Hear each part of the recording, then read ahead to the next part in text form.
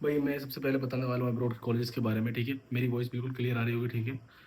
उसके बाद मैं बताऊँगा आपको प्राइवेट इंडिया के कॉलेजेस के बारे में। सबसे पहले ये बता देता हूँ, कोई प्रोफेशनल वीडियो नहीं बता रहा हूँ, जैसी वीडियो है, बस मेरी वॉइस आएगी, कोई एडिट्स नहीं आने वाले, जो सिंपल बैकग्राउंड ये बैकग्राउंड रहेगा और मेरी वॉइस। ध्यान से सुनिएगा, बिल्कुल काम की बात बताने वाला हूँ क्योंकि मैं इस फेज़ से निकल चुका हूँ, इसलिए ताकि आप वो गलती ना करो, मैं आपको ये बातें बता रहा हूँ, ठीक है? सबसे पहले मैं बता देता हूँ अब्रॉड के कॉलेज के बारे में। अब्रॉड के जो मैक्सिमम कॉलेज हो रहे हैं रशिया, किर्गिस्तान, कज़ाकिस्तान या फिर जॉर्जिया, मैक्सिमम कॉलेज जो हो रहा है आज के टाइम में एनएमसी के रूल्स को फॉलो नहीं कर रहे हैं, ठीक है?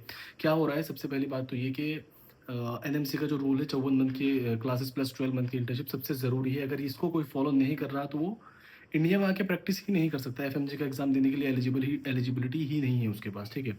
तो क्या होता है, जो एजेंट होते हैं पहले भेज देते हैं, उन्हें पहली बात तो वो कुछ बताएँगे ही नहीं तुम्हें कि भाई क्या होने वाला है, ना तुम पूछोगे उनसे क्योंकि तुम्हें भी इस बारे में नहीं पता होता। लेकिन जब वहाँ पे पहुँच जाते हैं हम, उसके बाद हमें पता चलता है कि भाई एनएमसी के ये रूल्स है, ये बताना हमें ज़रूरी है, ये समझना ज़रूरी है हमें, ठीक है? तो सबसे पहला रूल तो यही है, 54 मंथ की इंटर्नशिप प्लस 12 मंथ की क्लासेस, और दूसरा रूल है प्रॉपर इंग्लिश क्लासेस होनी चाहिए, ठीक है? प्रॉपर इंग्लिश क्लासेस होनी चाहिए। कुछ यूनिवर्सिटीज़ ऐसी होती है जहाँ पे शुरू में तो आपको इंग्लिश क्लासेस मिलेगी फर्स्ट सेकंड ईयर में, उसके बाद वो लोकल लैंग्वेज स्टार्ट कर देते हैं, लाइक रशियन लैंग्वेज स्टार्ट कर देते हैं या जर्मन, सॉरी जर्मन बोल रहा हूँ, किर्गिज़।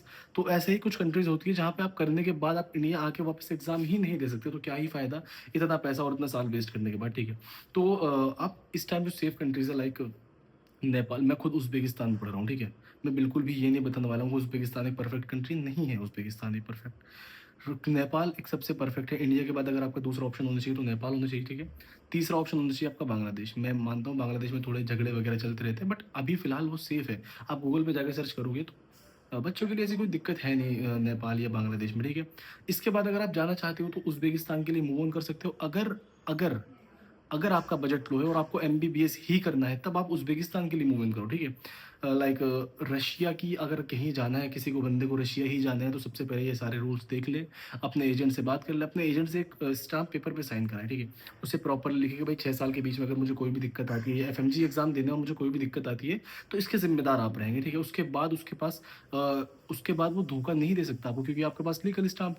तो ये चीज़ें आपको पहले ही कवर अप कर लेनी है, ठीक है? कि भाई मुझे बाद में कोई दिक्कत ना आए क्योंकि एनएमसी के रूल्स फॉलो नहीं करेगी तो आप इंडिया में एलिजिबल हो ही नहीं प्रैक्टिस करने के लिए। उसके बाद थोड़ा-सा कंट्री जो हो गई, नेपाल हो गई, बांग्लादेश हो गया। इसके अंदर नेपाल का जो अप्रॉक्स बजट होता है वो होता है 60 लैक्स, ठीक है? और उसके अंदर 3 टाइम में पे करना होता है। फर्स्ट ईयर में 20 लाख अप्रॉक्स, तो सेकंड ईयर में 20 लाख, थर्ड ईयर में 20 लाख, उसके बाद आपका प्रॉपर कंप्लीट हो जाता है ये। उसके बीच में लास्ट में कोई फीस नहीं भरनी होती है और यहाँ पे आपको इंटर्नशिप के भी पैसे मिल जाते हैं लाइक थोड़े बहुत। और बांग्लादेश का ये हिसाब है, आपको प्रॉपर्ली जैसे नॉर्मली पर सेमेस्टर के हिसाब से पे करना होता है, पर सेमेस्टर पे कर सकते हो, पर ईयर पे कर सकते हो।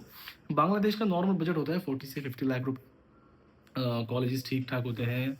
उसके बाद तुम्हारा जो थर्ड वाला आ जाता है उज़्बेकिस्तान। उज़्बेकिस्तान में मैं खुद पढ़ रहा हूँ, वहाँ का नॉर्मल बजट होता है 25 से 30 लाख रुपए। थोड़ा हाई कॉलेजेस में जाने की सोच सोच रहे हो तो 30 से 40 लाख रुपए के बीच में, इससे ऊपर कोई कॉलेज है ही नहीं वहाँ पे, ठीक है? इसके बाद जो नॉर्मल प्रोसीजर होता है एडमिशन का, नॉर्मली आपको बस एडमिशन लेटर निकलवाना होता है। उसके बाद आपका टिकलेक्स निकलता है, वीज़ा प्रोसेस होता है, दैट्स इट। इसके अलावा कुछ नहीं। इंडिया का जैसा एन काउंसलिंग वगैरह एमसीसी में बैठना, ऑल इंडिया को उसमें बैठना काउंसलिंग में, ऐसा कुछ नहीं होता उसमें अब्रॉड के लिए, ठीक है?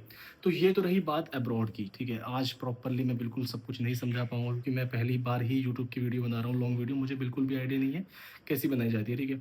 तो मैं नेक्स्ट वीडियो डालूँगा कल 12 बजे, ठीक है? उसके ऊपर मैं प्रॉपर इंडिया बताने वाला हूँ, इंडिया के प्राइवेट कॉलेजेस में क्या चल रहा है क्योंकि मेरे कुछ दोस्त इंडिया के प्राइवेट कॉलेजेस में पढ़ रहे हैं लाइक बिहार में या राजस्थान, झारखंड में। तो उनको ऐसी दिक्कतें सामने आ रही है एमबीबीएस करने के बाद, भाई उनको अपने पास से पैसे पे करने पड़ रहे हैं इंटर्नशिप के लिए। कुछ कॉलेज इंटर्नशिप प्रोवाइड ही नहीं करा रहे, कुछ प्रोवाइड कर रहे हैं तो पैसे माँग रहे हैं और कुछ में इतने कम पैसे मिल रहे हैं कि भाई बंदा क्या ही करे। 12 से 13 14 घंटे की प्रैक्टिस करने के बाद आपको इतना कम पैसा मिल रहा है, तो 12-13 घंटे प्रैक्टिस करने के बाद आपको इतना कम पैसा मिल रहा है, तो क्या ही फ़ायदा उस इंटर्नशिप का, ठीक है?